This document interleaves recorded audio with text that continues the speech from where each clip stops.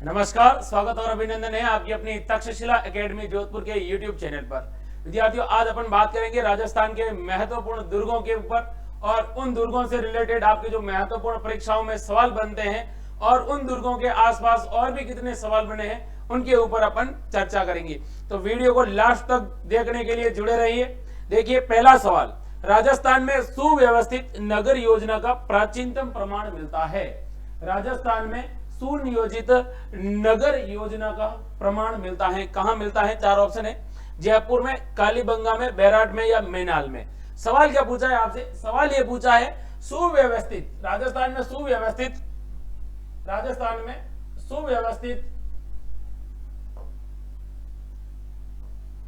नगर, राजस्थान में सुव्यवस्थित नगर का जो प्रमाण है वो कहां पर मिलता है? वो मिलता है आपके कालीबंगा में। कहां मिलता है?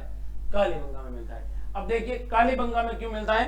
कालीबंगा की खोज, कालीबंगा के बारे में बात करता हूं मैं आपके सामने। तो देखिए,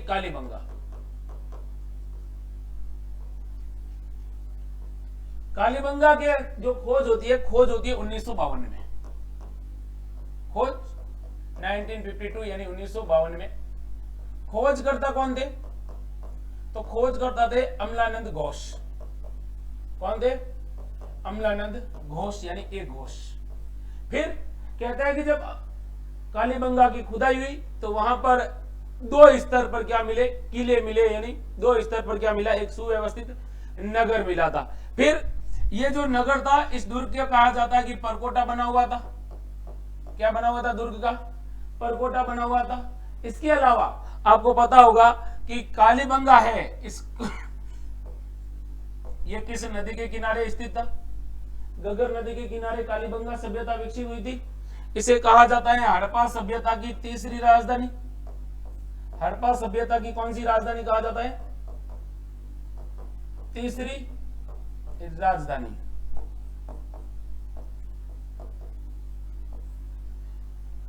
कालीबंगा, कालीबंगा का अर्थ क्या होता है? कालीबंगा का अर्थ होता है काले रंग की चूड़ियां। काले रंग की चूड़ियां, क्योंकि यहां पर कुछ खुदाई में चूड़ियां भी मिली है, इसीलिए कहा गया है कि इसका नाम कालीबंगा रख दिया गया है। इसके अलावा देखिए, कालीबंगा खोज 1952, खोजकर्ता एक घोष, परकोटा बना हुआ है, दुर्ग के डबल द्वारा परकोटा बना हुआ था।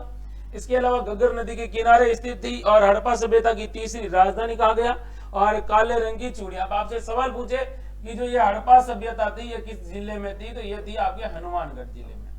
अब देखिए, राजस्थान का जो पहला सुव्यवस्थित या प्राचीनतम जो योजना के तहत बना हुआ शहर था वो था कालीबंगा। लेकिन वर्तमान में सबसे अगर सवाल पूछे सुव्यवस्थित तरीके से बसा हुआ शहर है तो वो है जयपुर। कौन सा है? जयपुर है। नेक्स्ट क्वेश्चन देखते हैं। और नेक्स्ट क्वेश्चन है, अचलगढ़ किले का निर्माण करवाया, यानी अचलगढ़ किले का निर्माण किसने करवाया उसके बारे में बात करते हैं। परमार भोज ने, महाराणा कुंभा ने, महाराणा सांगा ने या भीमदेव सेकंड ने। सवाल पूछा है अचलगढ़ के किले का निर्माण किसने करवाया। देखिए, अचलगढ़ के किले का निर्माण करवाया था, वो करवाया था भोज परमार ने। किसने करवाया था? भोज परमार ने।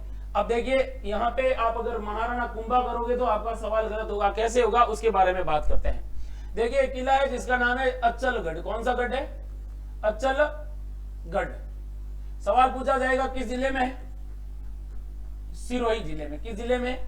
सिरोही में। फिर आपसे सवाल पूछ लिया जाएगा किस श्रेणी का है? गिरी श्रेणी का है। किस श्रेणी का है? गिरी श्रेणी का है। फिर आपसे सवाल पूछा जाएगा जिस पहाड़ी पर स्थित है उसका नाम क्या है भाई? अर्बुदा गिरी, या फिर जिसे अर्बुदाचल भी कहा जाता है। अब इसका जो निर्माता था वो कौन था भाई? निर्माता था परमार भोज। कौन था? परमार भोज। लेकिन सवाल आपसे पूछे कि इसका पुनः निर्माण किसने करवाया, यानी जो वर्तमान स्वरूप है वो किसने करवाया? तो पुनः निर्माण करवाया था महाराणा कुंभा ने। किसने करवाया था? महाराणा कुंभा ने इसका क्या करवाया था? पुनः निर्माण करवाया था। अब देखिए, अचलगढ़ किला है, इसका मतलब यहाँ पर कौन सा मंदिर है भाई? अचलेश्वर महादेव मंदिर है। अचलेश्वर महादेव मंदिर। ये भी सवाल पूछा गया कि अचलेश्वर महामंदिर जो मंदिर है वो कहाँ है? ये देखिए। इसके अलावा यहाँ पर एक दर्शनीय स्थल है जिसका नाम है भंवरा थल। क्या नाम है? भंवरा थल महमूद बेगड़ा आता है आक्रमण करने के लिए, कहता है कि किले को तोड़ के आ जाऊं, लेकिन वहां पर कहता है कि अचलेश्वर मंदिर में बहुत सारी क्या होती है, मधुमक्खियां होती है, वो उस पहना पर आक्रमण करती है, तो फिर उसको वहां से क्या करना पड़ता है, भागना पड़ता है। तो देखिए अचलगढ़ का किले का निर्माण तो कौन करवाता है, वापिस देखिए निर्माण करवाता है भोज परमार। किस जिले में, सिरोही जिले में। किस श्रेणी का है, गिरी श्रेणी का है। कौन सी पहाड़ी पर है, अर्बुदागिरी की पहाड़ी पर है। निर्माता भोज परमार था, लेकिन पुनः निर्माण करवाने वाला आदमी कुंभा था। अब यहाँ पर कौन सा मंदिर है, अचलेश्वर महादेव मंदिर है, और दर्शनीय स्थल है यहाँ पर जिसका नाम है भंवरा थल है। नेक्स्ट क्वेश्चन देखते हैं, कुंभलगढ़ किले का निर्माण किसकी देखरेख में हुआ। कुंभलगढ़ किले का निर्माण किसकी देखरेख में हुआ, कर्मचंद, जयसोम, मंडन या फिर कान्हा व्यास। देखिए कुंभलगढ़ किले का जो निर्माण हुआ था वो हुआ था मंडन की देखरेख में। किसकी देखरेख में, मंडन की देखरेख में। बात करते हैं अपन कुंभलगढ़ के बारे में थोड़ी सी, क्या क्या सवाल बनते हैं इसकी। तो कुंभलगढ़ दुर्ग है ना, एक तो है राजसमंद जिले में। किस जिले में, राजसमंद जिले में। कहते हैं कि यह अरावली की जो कुल 13 पहाड़ियां हैं, अरावली की कितनी पहाड़ियां, 13 पहाड़ियों पर यह किला निर्मित है। कितनी पहाड़ियों पर, 13 पहाड़ियों पर निर्मित है। अगला सवाल आपसे पूछा जाएगा कि इसका जो निर्माण किसने करवाया, निर्माता कौन था। तो देखिए इसका जो निर्माता था वो था अशोक मौर्य का एक पुत्र था जिसका नाम था संप्रति। क्या नाम था, संप्रति मौर्य। ये भी सवाल पूछा गया है कि इसका निर्माण किसने करवाया, तो संप्रति मौर्य ने। फिर इसका पुनः निर्माण किसने करवाया, पुनः निर्माण करने वाले कौन थे भाई, कुंभा, महाराणा कुंभा ने इसका क्या करवाया, पुनः निर्माण। किसकी देखरेख में करवाया, मंडन के देखरेख में। अब आपसे बात करेंगे कुंभलगढ़ दुर्ग के बारे में। तो आपको पता है कि कुंभलगढ़ की जो दीवार है वो कितने किलोमीटर है, 36 किलोमीटर दीवार है। और इस दीवार को कहा गया है भारत की महान दीवार। कहां की दीवार, भारत की महान दीवार कहा गया है।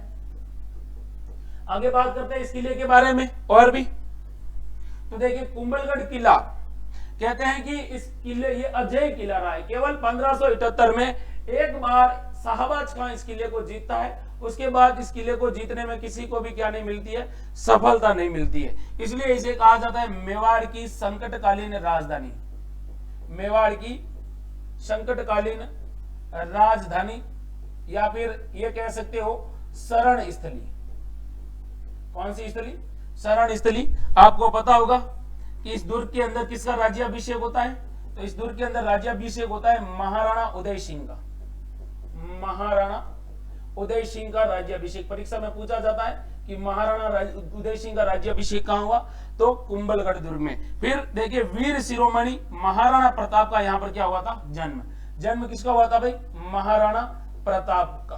कहते हैं कि इस दुर्ग के अंदर जूनी कचहरी के पास बादल महल बना हुआ है। बादल महल में महाराणा प्रताप का क्या हुआ था, जन्म हुआ था। इसके अलावा कुंभलगढ़ दुर्ग के बारे में आपकी बात करें, देखिए कुंभलगढ़ दुर्ग है, इसके बारे में ऐसा कहा जाता है कि ये जो है इसे मेवाड़ की आंख कहा जाता है। किसकी आंख कहा जाता है भाई, मेवाड़ की आंख। क्योंकि यहां पर कुंभा ने एक लघु दुर्ग बनवाया था। कौन सा दुर्ग, लघु दुर्ग। और लघु दुर्ग का नाम क्या था, कट्टारगढ़। क्या नाम था, कट्टारगढ़। और ध्यान रखना कुंभा, महाराणा कुंभा की हत्या, कुंभा की हत्या होती है इस दुर्ग में, और करने वाला उनका पुत्र था जिसका नाम था उदा। सवाल ये सारे आपके परीक्षाओं में पूछे जा चुके हैं। आप इन सवाल के साथ साथ इन सवालों को भी पढ़ोगे तो आपका जो कंसंट्रेशन है वो डबल होगा, और आपने कितना पढ़ा है वो भी आपको समझ में आएगा। नेक्स्ट क्वेश्चन देखिए, सावन भादो झील किस जिले के अंदर है। सावन भादो झील किस जिले, किस किले के अंदर है, कुंभलगढ़, अचलगढ़, सिरोही, रणथंभौर या गागरोन। सवाल आपसे क्या पूछा है, सवाल ये पूछा है सावन भादो झील।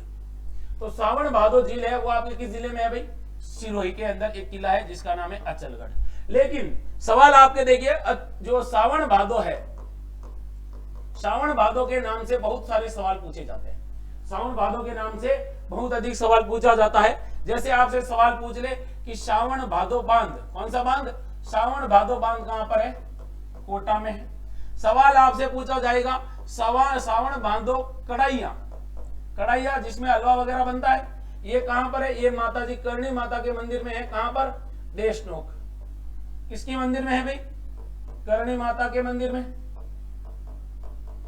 इसके अलावा सवाल आपसे पूछा जाएगा कि सावन भादो महल, सावन भादो महल, सावन भादो महल कहां पर है भाई? ये है भरतपुर में। तो देखिए सावन भादो झील अचलगढ़ सिरोही में, सावन भादो बांध कोटा में, सावन भादो कड़ाया देशनोक करणी माता के मंदिर में, और सावन भादो महल है वो आपके कहां पर है? भरतपुर में। नेक्स्ट, काली सिंध और आहू नदियों के संगम पर स्थित जल दुर्ग है। काली सिंध और आहू नदियों के संगम पर स्थित दुर्ग है गागरोन, मांडलगढ़, जयगढ़ या नाहरगढ़।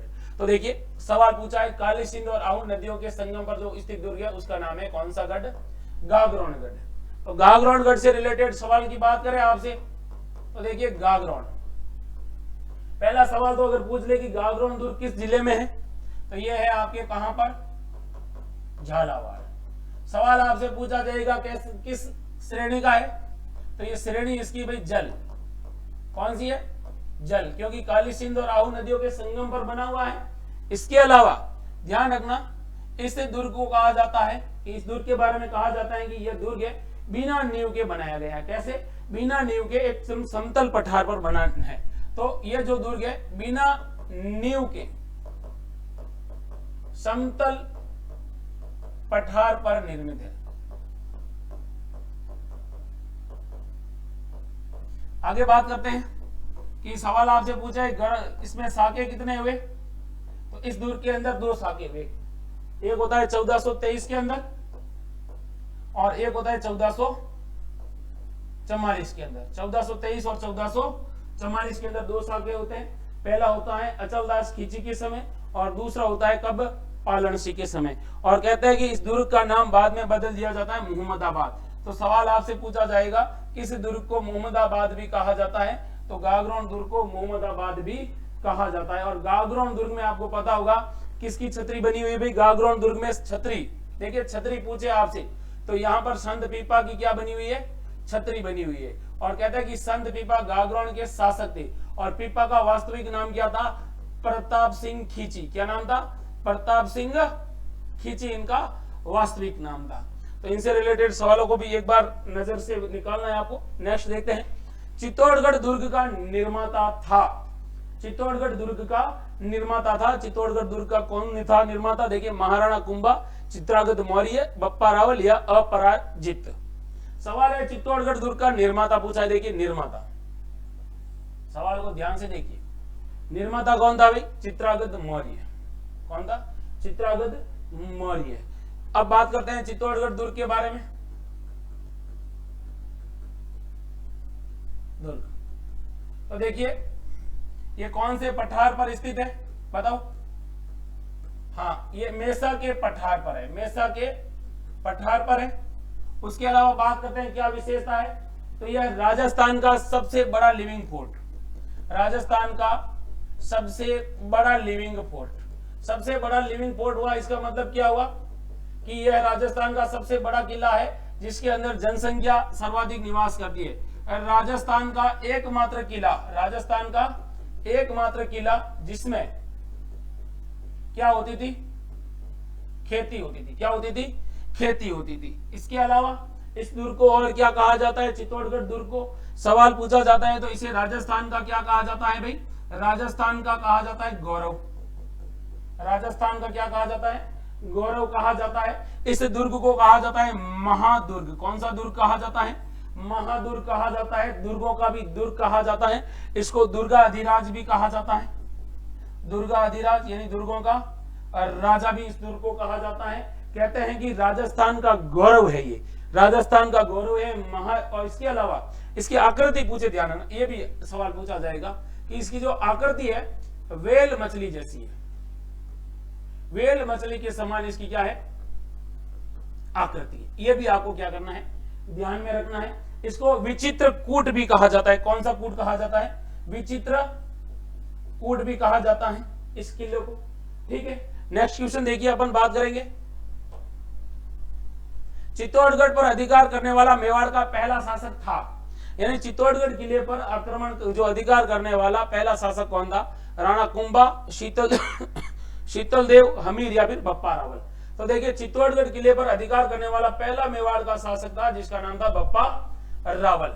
चित्तौड़गढ़ पर अधिकार करने वाला पहला व्यक्ति था जिसका नाम था बप्पा रावल। मूल नाम क्या था इनका, परीक्षा में अक्सर पूछा जाता है। मूल नाम होता काल भोज। क्या नाम था? काल भोज इनका मूल नाम था। इनके गुरु का क्या नाम था? तो गुरु का नाम था हारित ऋषि। क्या नाम था भाई? हारित ऋषि इनके गुरु थे। और सवाल आपसे पूछा जाएगा इनसे रिलेटेड, तो सवाल ये पूछा जाएगा कि ये किन की गायें चराते थे? हारित ऋषि के गायें चराते थे। और इन्होंने किसको पराजित करके इस किले पर अधिकार किया था भाई? सवाल पूछा जाता है बप्पा रावल ने किसको पराजित करके। तो ध्यान रखना, इन्होंने मान मौर्य को क्या किया? पराजित। और उसके बाद इस किले पर क्या किया? अधिकार। इसके अलावा ध्यान रखना, बप्पा रावल के बारे में ऐसा कहा जाता है कि इन्होंने एकलिंग जी के मंदिर का निर्माण करवाया। एकलिंग जी के मंदिर का क्या करवाया? निर्माण। और कहां पर करवाया? नागदा के अंदर। तो अक्सर आपसे पूछा जाए कि बप्पा रावल की छतरी कहां पर है, तो बप्पा रावल की जो छतरी है वो कहां पर है भाई? नागदा के अंदर है। कहां पर है? नागदा के अंदर है। बप्पा रावल इसके बारे में कहा जाता है गोहिलों का प्रथम प्रतापी शासक। गोहिलों का प्रथम प्रतापी शासक जिन्होंने चित्तौड़गढ़ किले को जीता था। नेक्स्ट क्वेश्चन बात करते हैं। किस किले में तोपे ढालने का कारखाना था? किस किले में तोपे ढालने का कारखाना था? जयगढ़ किले में, चित्तौड़गढ़ किले में, जूनागढ़ किले में, या फिर उपयुक्त तीनों में? देखिए, तोपे ढालने का जो कारखाना था राजस्थान के अंदर वो था जयगढ़ किले में। कौन से किले में? जयगढ़ किले में। तो बात करते हैं अपन जयगढ़ किले के बारे में।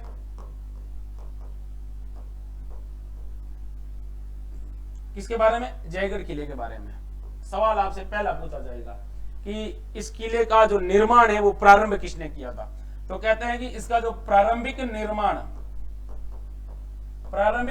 करवाया था वो करवाया था मान सिंह ने। किसने करवाया था? महाराजा मान सिंह ने करवाया था। इसके अलावा सवाल आपसे पूछा जाएगा वास्तविक निर्माता कौन थे इनके? वास्तविक निर्माता पूछा जाएगा मिर्जा राजा जयसिंह प्रथम। मिर्जा राजा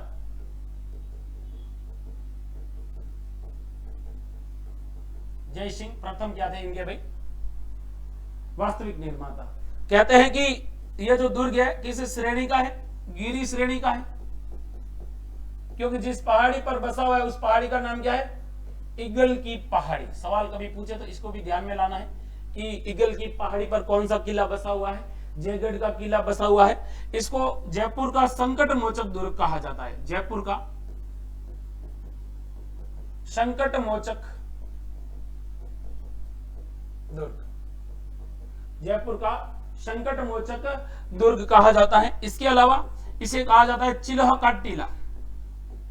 चिल्ह का टीला कहा जाता है। इस दुर्ग के अंदर जयपुर का खजाना रखा जाता था। क्या रखा जाता था? जयपुर का खजाना रखा जाता था। कहते हैं कि ये जो दुर्ग है इस दुर्ग के अंदर एक लघु दुर्ग है। दुर्ग के अंदर जो दुर्ग होता है उसको कहते हैं लघु दुर्ग। तो यहां पर एक लघु दुर्ग है और लघु दुर्ग का नाम पूछे तो ध्यान रखना उसका नाम है विजयगढ़ी। क्या नाम है? विजयगढ़ी। इस दुर्ग के अंदर एक लघु दुर्ग है। इसके अलावा यहां पर एक बुर्ज है जिसका नाम है दिया बुर्ज। कौन सा बुर्ज है? दिया बुर्ज। सवाल पूछा जाएगा दिया बुर्ज कहां पर है? तो जयगढ़ दुर्ग में है, क्योंकि इसकी ये कितने मंजिला है? यह 9 मंजिला है। कितना मंजिला है भाई? 9 मंजिला है। तो यह था जयगढ़ किला जिसमें तोपें बनाई जाती थी। नेक्स्ट क्वेश्चन देखते हैं। संत मलिक शाह की दरगाह स्थित है। संत मलिक शाह की दरगाह स्थित है तारागढ़ के किले में, चित्तौड़गढ़ के किले में, या फिर गागरोन के किले में, या जालोर के किले में? देखिए, संत मलिक शाह की दरगाह सीधा सा सिंपल है।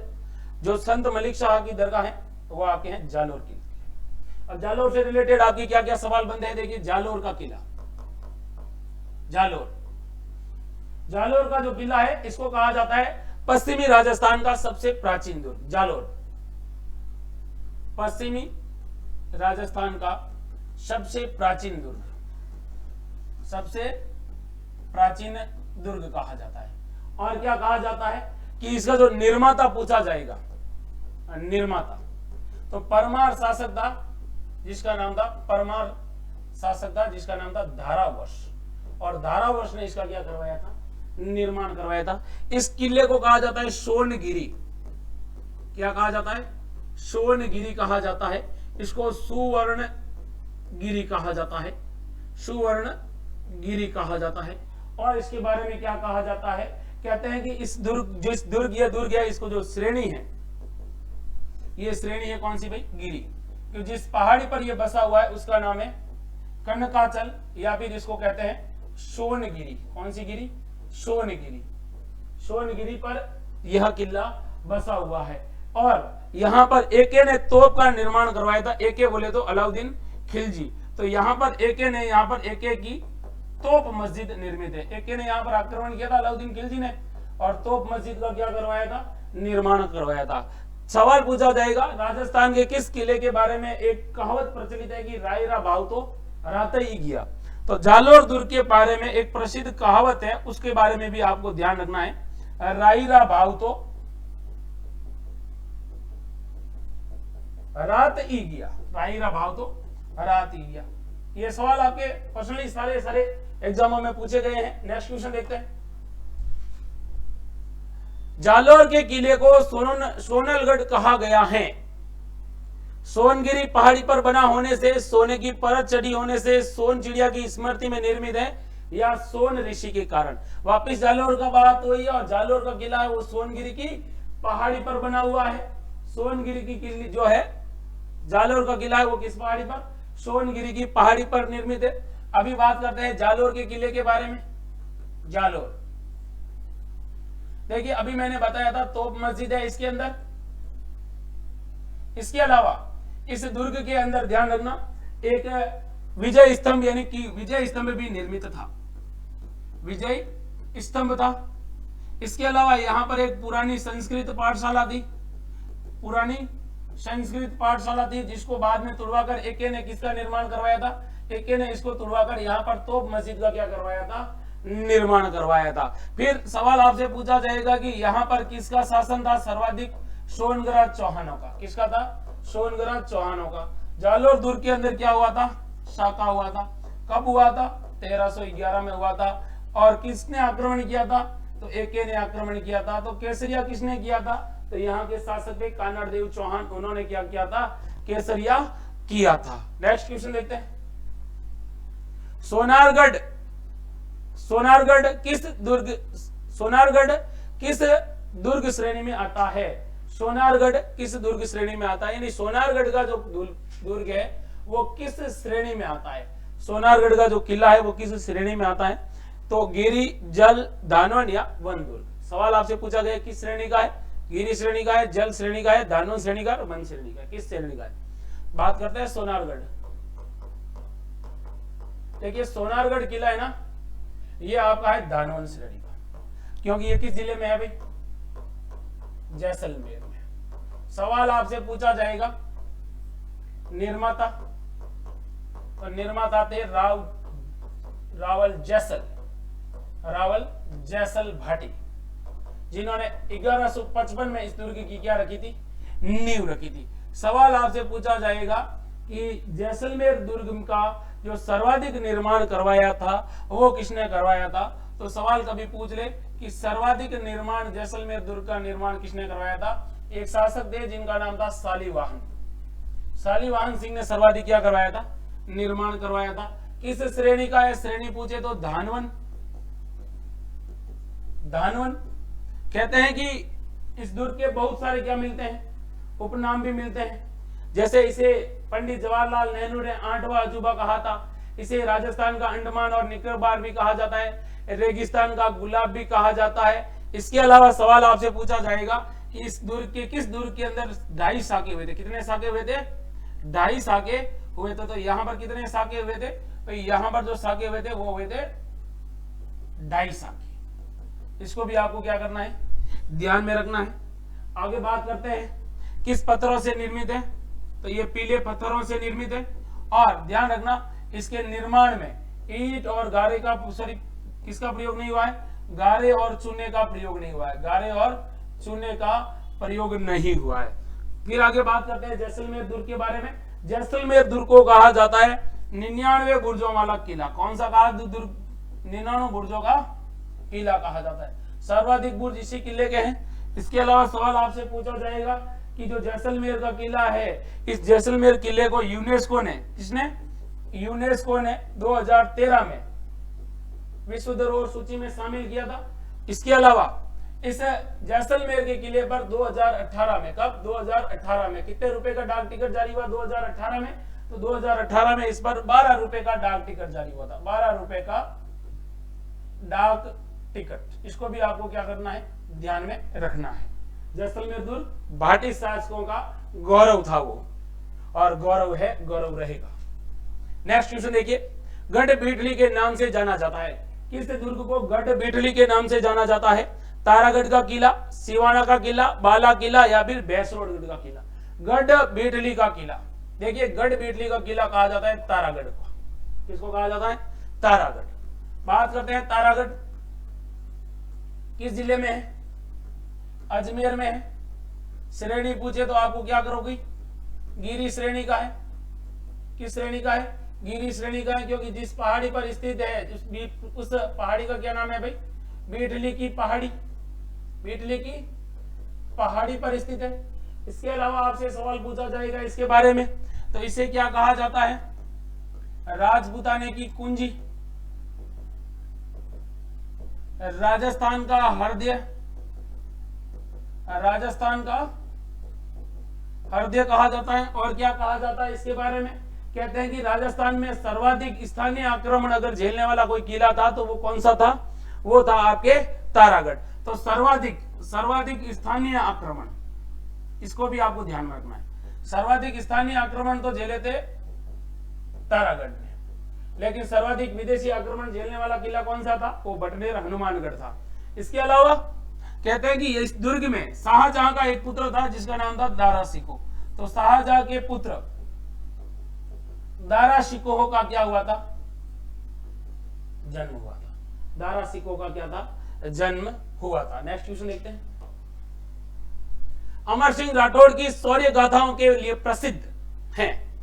अमर सिंह राठौड़ की शौर्य गाथाओं के लिए प्रसिद्ध है कौन सा किला? जोधपुर का किला, बीकानेर का किला, या फिर आपके अजमेर का किला? देखिए, सवाल पूछा है अमर सिंह राठौड़। आपको याद होगा मतिरे की राड़, मतिरे की राड़। और उसके बाद आपको याद रखना होगा कि ये कहां के शासक थे? नागौर में रहते थे ये। तो बात करते हैं नागौर के किले के बारे में। नागौर दुर्ग का निर्माता पूछा जाएगा तो कहते हैं कि इसका निर्माण करवाया था कैमाश ने। किसने करवाया था? कैमाश ने करवाया था। अब देखिए, इसका उपनाम पूछा जाता है, इसे कहा जाता है नागदुर्ग। कौन सा दुर्ग कहा जाता है? नागदुर्ग इसे कहा जाता है। इसके अलावा कहा जाता है कि इसको अहिछत्र दुर्ग। कौन सा दुर्ग कहा जाता है? अहिछत्र दुर्ग। 1570 में अकबर आता है। अकबर ने कौन सा दरबार लगाया था? नागौर दरबार। सवाल पूछा जाएगा 1570 में अकबर ने नागौर दरबार किस किले में लगाया? नागौर के अंदर। अकबर ने यहाँ पर कौन से तालाब का निर्माण करवाया? शुक्र तालाब का निर्माण करवाया। इसके अलावा और किसका निर्माण करवाया अकबर ने? तो यहाँ पर अकबरी मस्जिद का निर्माण करवाया था। अकबरी मस्जिद का निर्माण करवाया था।